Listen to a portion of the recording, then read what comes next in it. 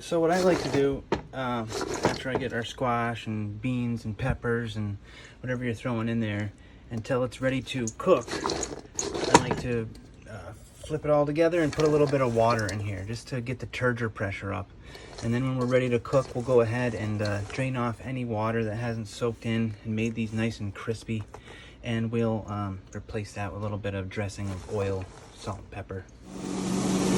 All right, oil, salt, pepper. Get them searing up here. Butter.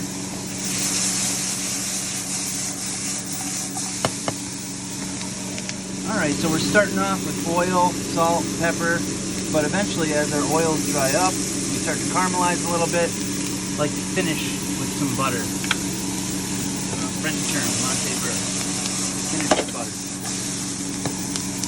Gives a nice sheen, luster, and of course delicious flavor. We just put in the last bit of our uncooked, and then we took the two pans that were cooking and put it into this, and turned the heat down a little bit. So we're gonna finish that off a little low and slow until we get to the spot you want. If you want to eat your veggies al dente, you can take it off like this. But we got a nice little caramelization here. So see, they started off like this at high temperature. We cooked both of those down. I put this one into here and started to serve them. That's what I like to do, is have multiple pans, multiple things that you've got to try to do all at once. If you have too much to fit into one pan, don't try to stuff it all into one. You'll never cook it the right way. Get a few pans going. Cook it all exactly the way you want. Take your time. Get them nice and crispy, and you don't want mushy, gross stuff. We got garlic powder and onion powder. We got celery seed and thyme, and of course butter.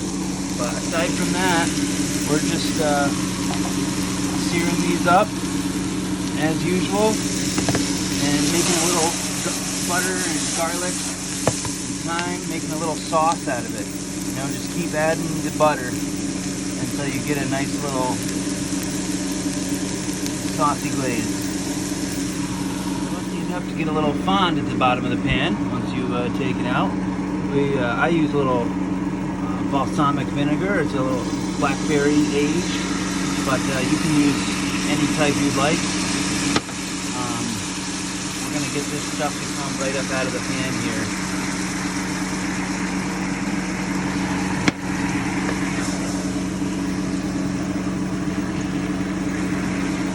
Vinegar will pull that stuff right off the pan, and those flavors, as long as you didn't burn them, are going to end up being delicious. And then we'll go ahead and put our veggies back on top of there and toss it around,